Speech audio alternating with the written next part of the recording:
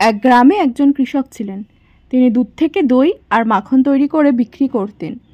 একদিন কৃষকের স্ত্রী মাখন তৈরি করে কৃষককে দিলেন বিক্রি করতে। কৃষক তা বিক্রি করার জন্য গ্রাম থেকে শহরের উদ্দেশ্যে রওনা দিলেন। মাখনগুলো গোল গোল রোল আকৃতিতে রাখা ছিল, যার প্রত্যেকটির ওজন ছিল 1 কেজি করে। শহরে পৌঁছে কৃষক প্রতিবারের ন্যায় পূর্ব নির্ধারিত দোকানে মাখনগুলি দিয়ে পরিবর্তে চা, চিনি, তেল ও তার সংসারের প্রয়োজনীয় জিনিস কিনে নিলেন। আজ কৃষক চলে যাওয়ার পরে দোকানদার মাখনের রোলগুলো একটা একটা করে ফ্রিজে রাখার সময় ভাবলেন মাখনের ওজন সঠিক আছে কিনা আজ একবার পরীক্ষা করে দেখা যাক। মাখনের রোলগুলো ওজন করতেই উনি দেখলেন মাখনের ওজন আসলে 1 কেজি নয়, তা প্রতিটাতেই আছে 900 গ্রাম করে। পরের সপ্তাহে আবার কৃষক উক্ত দোকানে মাখন বিক্রি করতে গেলেন।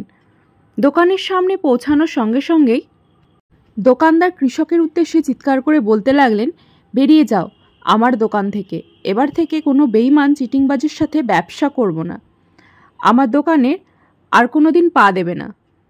900 গ্রাম মাখন 1 কেজি বলে বিক্রি করা লোকটার মুখ আমি দেখতে চাই না।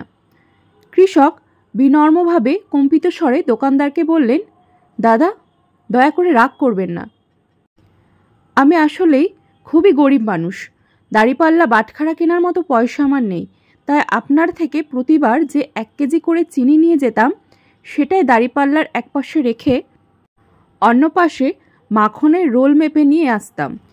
এই কথা শুনে দোকানদার চুপ করে গেল। অতএব আপনি অপরকে যেটা দেবেন সেটাই পরে আবার আপনার কাছে ফিরে আসবে, তা সেটা সম্মান হোক বা ঘৃণা।